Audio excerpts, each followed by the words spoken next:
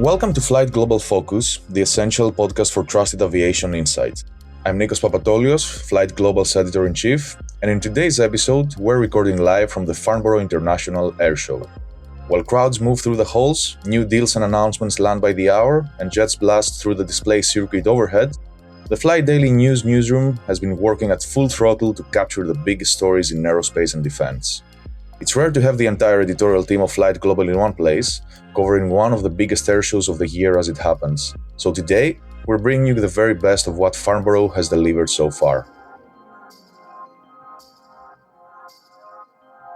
First up, defense.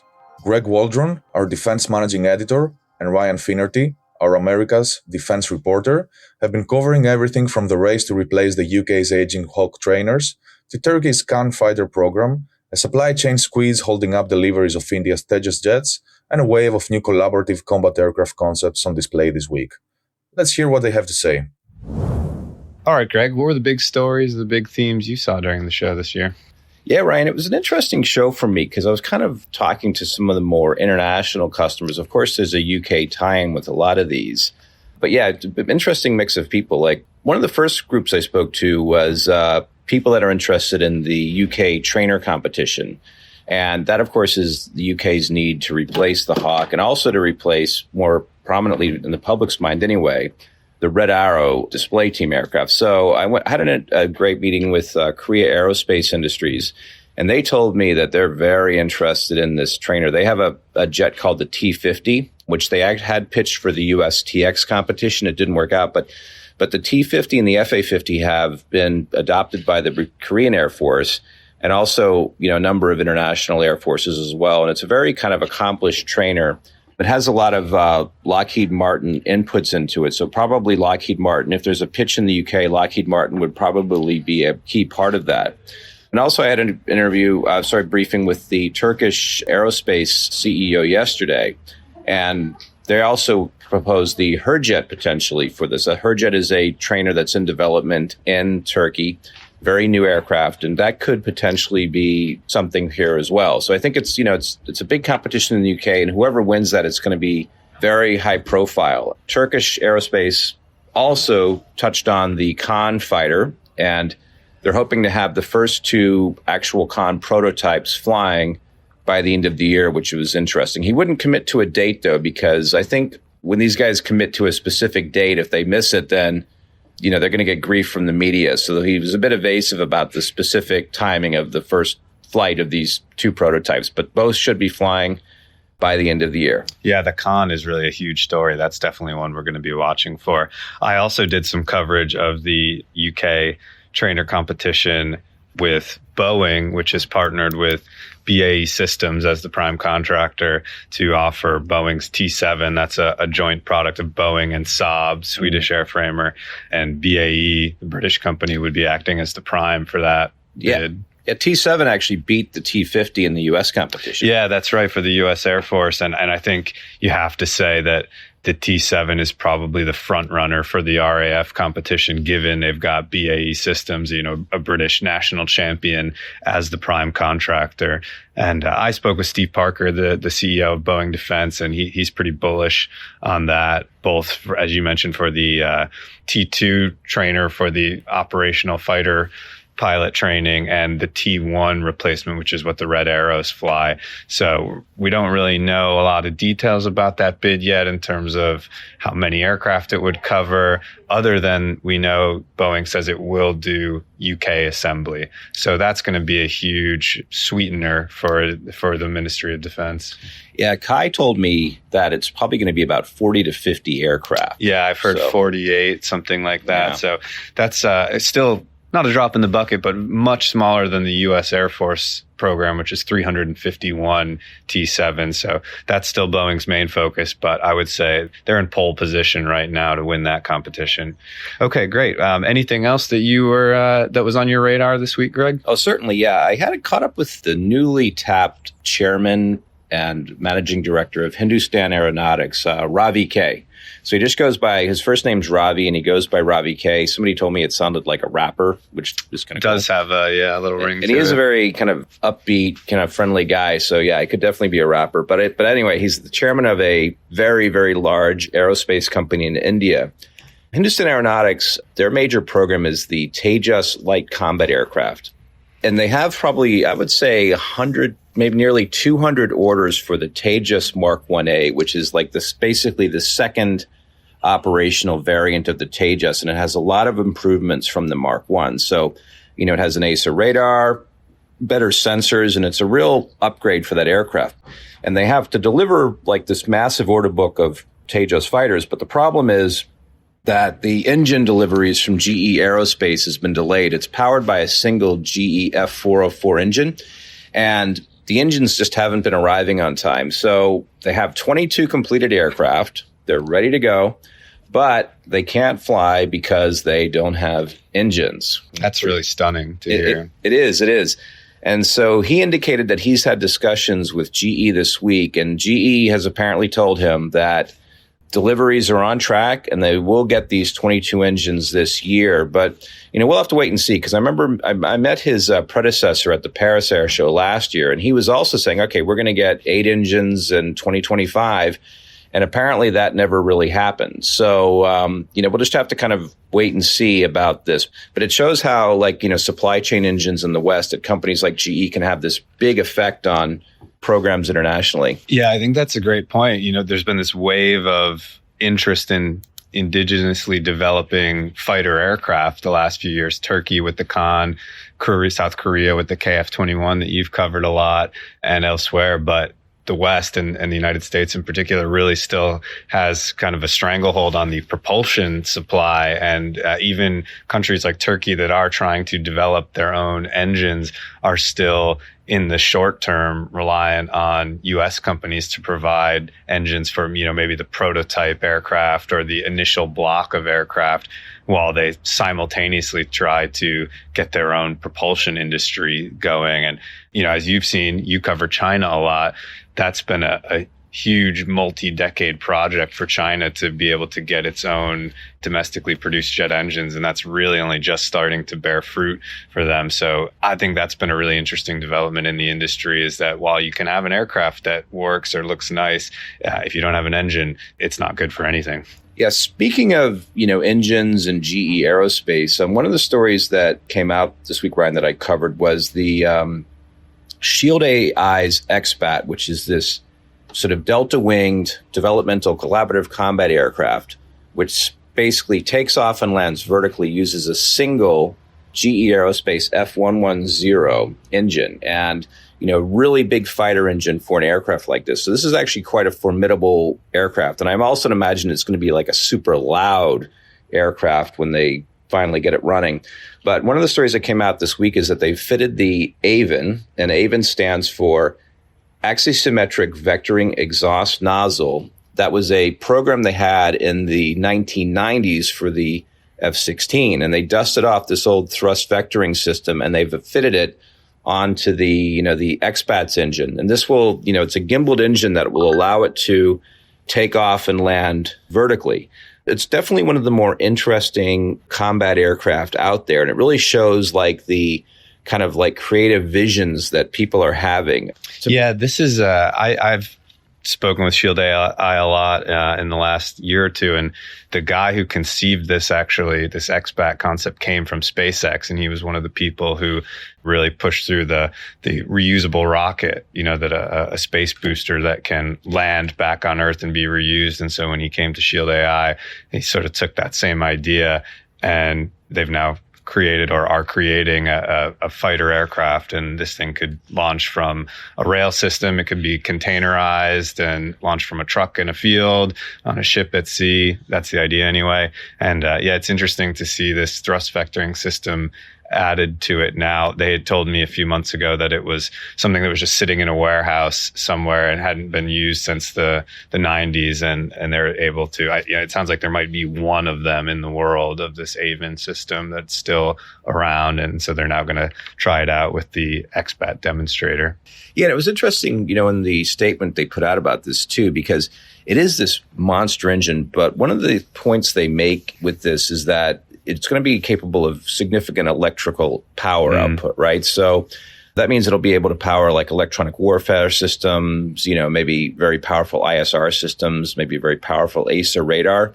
So from that perspective, I think it offers a lot of capability. But again, even though you'll be able to launch this from, say, a rail car or a truck or from a remote location, not an airbase, it's still going to be monstrously loud. And I believe since it's such a big, complicated engine, you're going to have a lot of support to, follow this thing around and work with it, arm it, and so forth. So I think the footprint of this could be quite significant. It's not just some small thing that you launch and shoot and scoot, if you will. But anyway, we'll see how it plays out. Yeah, I'm really curious to see how that goes. And the thing, I kind of continuing your thought, the whole point of the XBAT is that it can land and be reused, and it lands on the same rail system that it launches from, or maybe another set of identical rails somewhere else. But that strikes me as a big target that could potentially be tracked to another landing site for something like counter fire radar or counter battery. So, but a really interesting project from an aviation perspective, and definitely one we're going to watch over the next year or two. Yeah, I can't wait to see the first flight. But another kind of interesting story as well. So the other night, Embraer hosted a very nice cocktail event at Hampton Court Palace, which is where Henry VIII used to live back in the day. And a great event. But I was talking to the Embraer defense guys, and I said, hey, when are you guys going to do palletized munitions on the C-390? Of course, palletized munitions is where you have a big pallet of like cruise missiles or air-launched effects in a transport aircraft, and then you drop them out, and then you can deploy a lot of things very quickly. That's kind of the concept of operations. And they're like, whoa, they didn't say anything about it. But then the next day, yesterday, they had a briefing, and they announced that they're going to be working with Anduril about incorporating the Barracuda 500M. Yeah, the Barracuda 500M cruise missile onto the C-390. And, they're going to work to figure out how to launch palletized munitions from this aircraft. And I think what this offers for air forces, especially early in a conflict, you can put one of these things up and you can just fire like 50, 100 cruise missiles from pallets from your transport aircraft. And then I guess the transport aircraft will have to go and do other duties like agile combat employment, that kind of thing. But the idea is you can get a lot of mass out very quickly. And they didn't mention a customer. They didn't mention like a date for tests or anything like that. But the first thing that sprung to my mind is that the one customer that could probably use something like this is South Korea, because they face a very real, high density military threat from North Korea. I mean, North Korea's got like endless numbers of artillery pieces, tanks, all sorts of stuff, right? So if there was ever a conflict there, you'd need to saturate the North Koreans with a very high volume of firepower, and something like this would be very suitable. Now, the Embraer hasn't said that. That's speculation on my part, but that's where I think that would be applicable. So it's interesting to see that particular application for the C-390. And also, too, they're still optimistic about potentially the India competition for 60 aircraft, where they're competing with the C-130 and the A-400M. And so, and that was the other kind of interesting news tidbit that came out this week. Yeah, and the U.S. Air Force is not a C-390 customer, but they are very interested in palletized munitions. And so Embraer is very keen to try and secure some orders from the U.S. And, maybe this is a way to get a backdoor in, whether for an aircraft or some sort of palletized munition system. Anduril is obviously an American company. So that was a very interesting development. Speaking of Anduril, one of the big stories that we also covered this week was the kind of mainstream appearance of eVTOL companies, electric vertical takeoff and landing companies, moving into defense. This has been sort of talked about a lot for the last year or two, but at this year's show, we really saw some concrete concepts come out. One of them involved Anduril, who's partnering with Archer Aviation. They're both based in Southern California. Archer is now partnering with Anduril on a new military tilt rotor. It will be uncrewed hybrid electric, so a little bit of a change from the fully electric Archer passenger aircraft. This is going to be an armed, uncrewed platform that could pair with something like the MV-75 or the Apache attack helicopter, provide deep strike capability, autonomous, no crew on board. Really interesting aircraft. That's called the Thunder. So I spoke with Archer at the show, and our colleague Craig Hoyle spoke with Anduril, and the basic concept is that Archer will produce the aircraft, and then that will be handed over to Anduril for missionization, adding weapons, adding, military peculiar autonomy systems, that sort of thing. And so that was a really big development. Archer is also going to do a civil version of that aircraft called the Halo that they'll use for cargo transport, logistics to support to offshore oil and gas, maybe search and rescue, that kind of thing, in addition to their Midnight aircraft. We also saw a big military announcement from Beta Technologies, which is another promising eVTOL developer based in the US and Vermont. They're going more for a logistics platform. They're doing similarly an uncrewed hybrid electric variant of their A250 eVTOL aircraft that's targeting logistics support to military operations, maybe ISR as well. The mock-up they had here at Farnborough also featured launch tubes for what the US Army is calling launched effects. These are sort of uncrewed UAS sort of cruise missile type thing. It's a sort of amorphous concept still, but they'll do electronic warfare, kinetic strike, ISR. And so Beta really sees this as a kind of all-around aircraft that could do a lot of different things, be a workhorse. Importantly, relieve some of the maybe more simple or mundane duties that still require a UH-60 or CH-47, but now you can allow those crews to rest, allow them to maybe do more complex missions like troop insertion or close air support, and have this MV-250, it's called, just delivering water, ammunition, food, supplies, maybe eventually casualty evacuation. I think what's really interesting about this trend, and the chief technology officer at Archer told me this, was that all these eVTOL companies started as commercial passenger companies. They maybe had an eye towards defense, but they were developing fully electric aircraft. They started going to the military. Beta's CEO, Kyle Clark, told me that, the Air Force was their second customer, but it turned out there wasn't really a lot of military utility for a fully electric aircraft. The payload and the range and endurance just weren't there.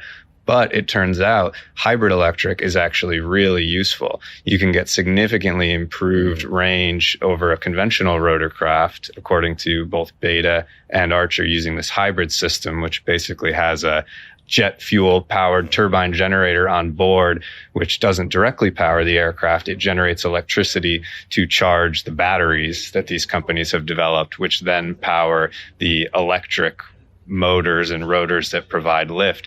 The cool thing about that is not only do you get improved range, those electric motors are much simpler than a conventional turboshaft engine. So the maintenance requirements go way down, the operating cost goes way down, and you get a much better payload than a fully electric vehicle. So a lot of promise with these designs. Both companies think there's going to be huge interest over the next few years in the defense market, especially in countries that maybe have budget constraints.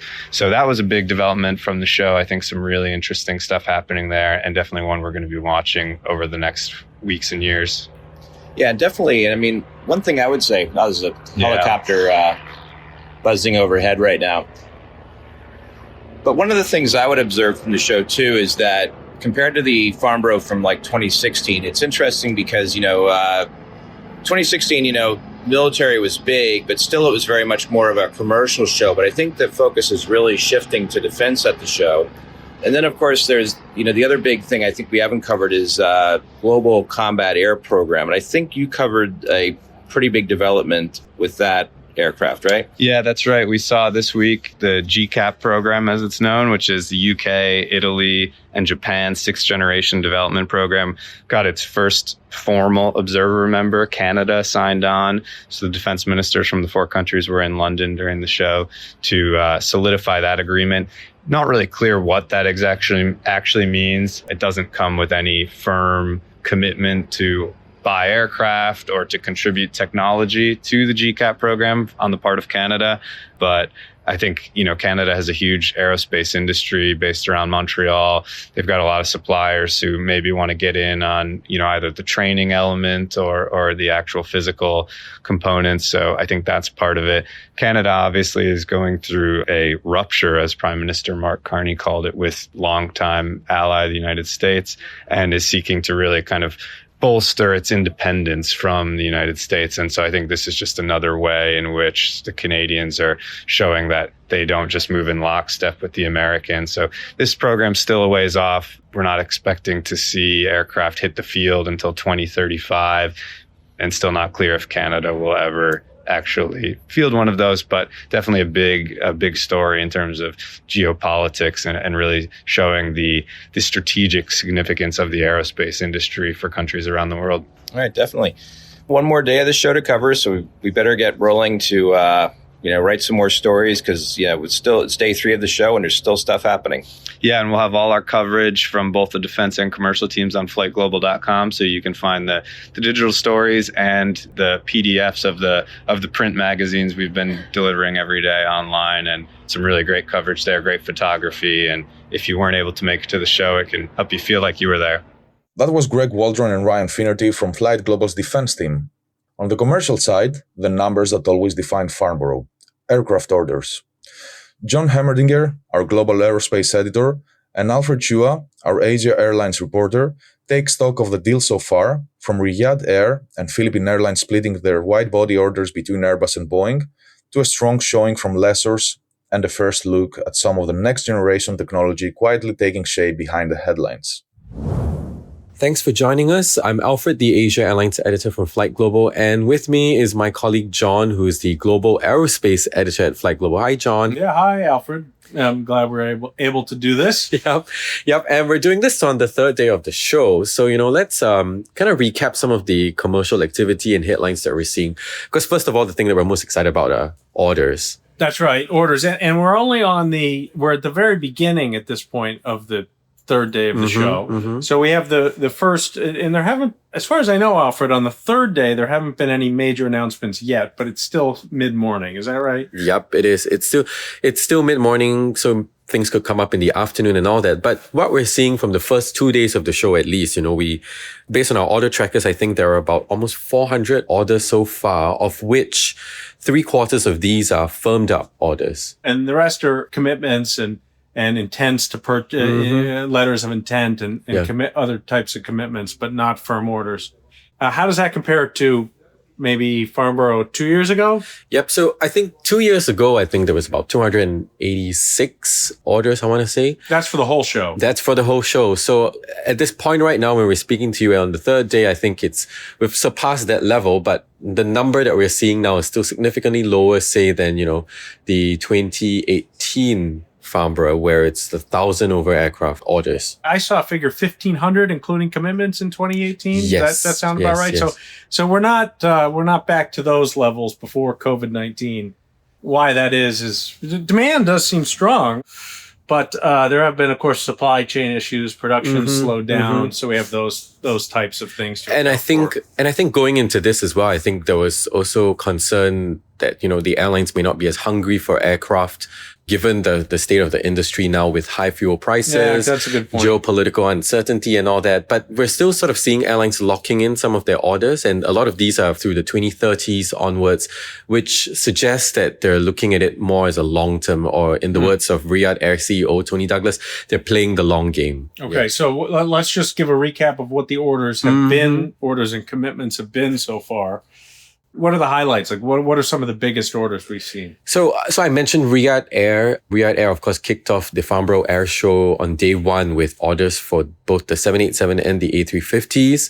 And another one that I personally was looking out quite closely for was Philippine Airlines. And so on the first day, they announced a deal for up to 20 Boeing 787-10s.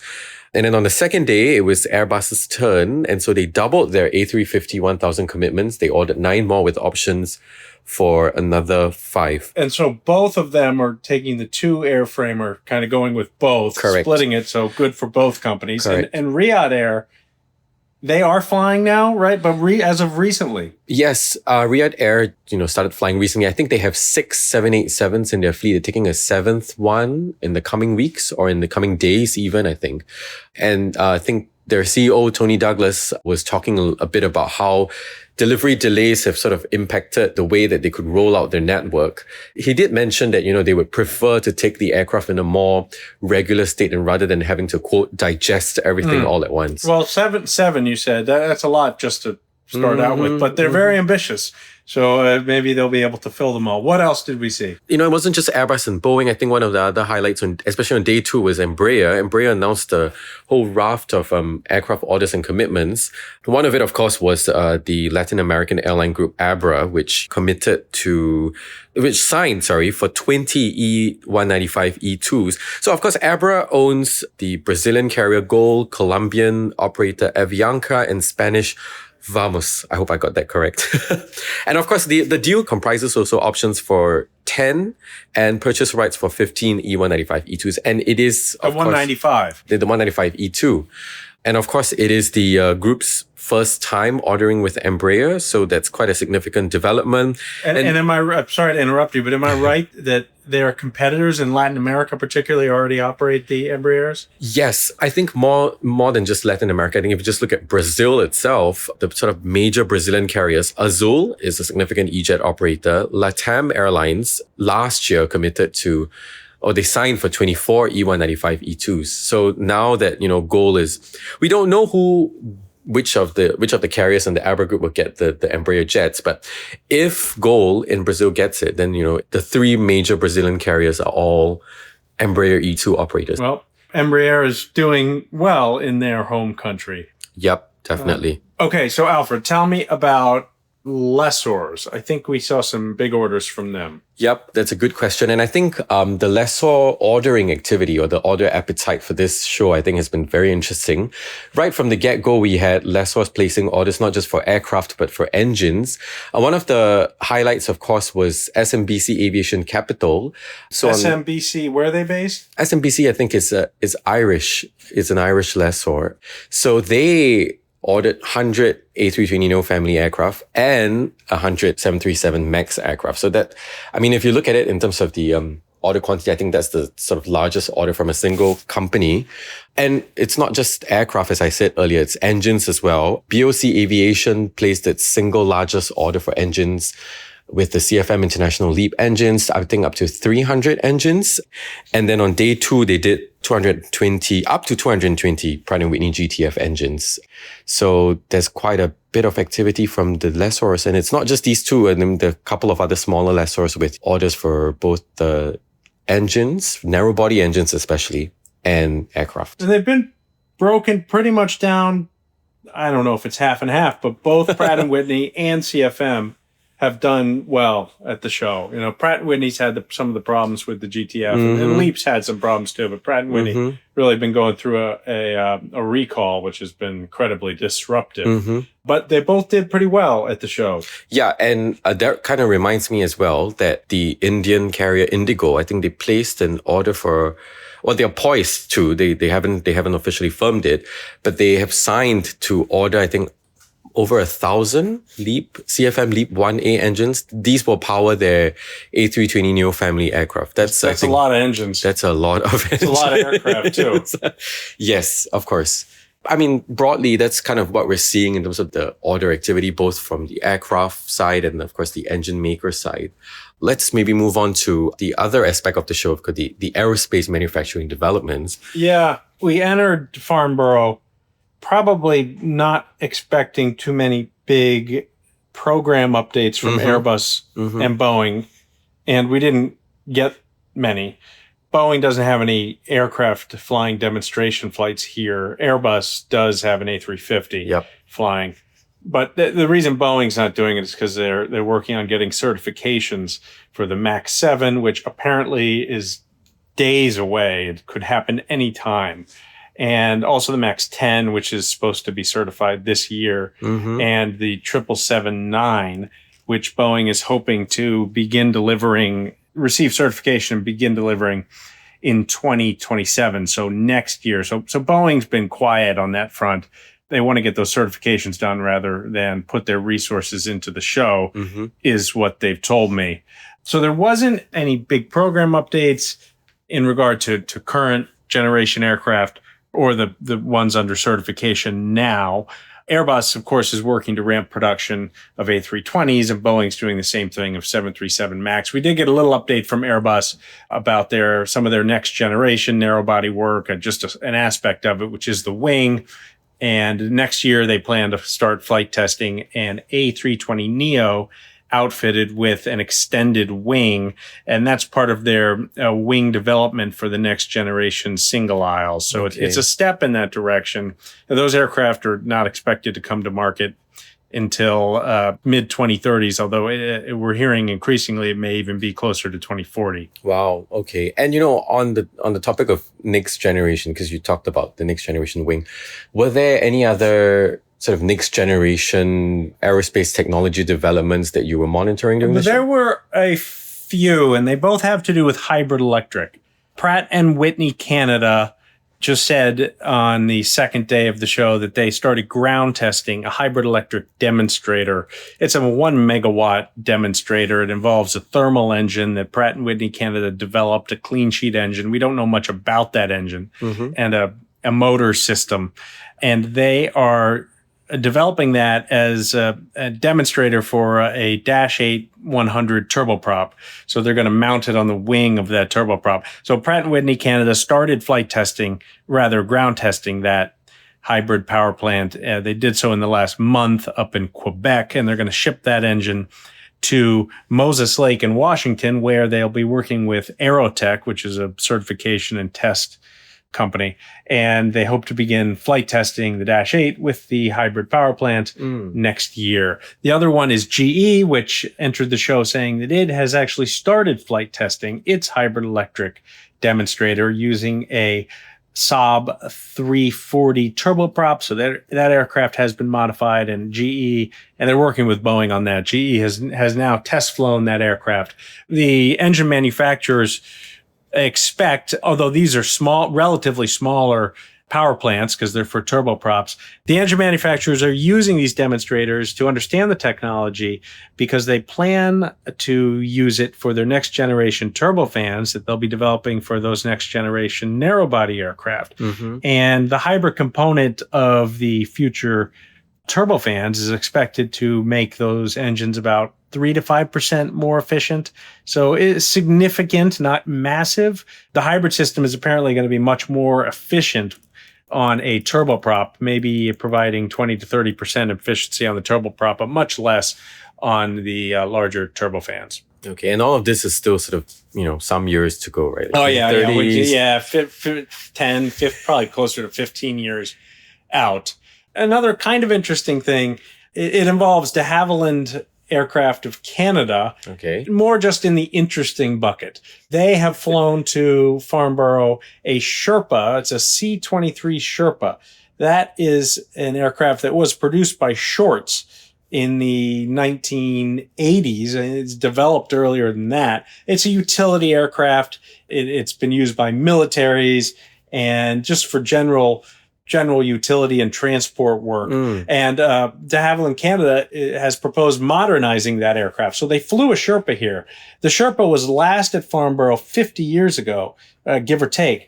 And so it's sort of a return of the aircraft. The one on the static display has new Garmin avionics, not many other updates, but de Havilland is here with the Sherpa. They're seeking a launch customer or customers for a modernized Sherpa.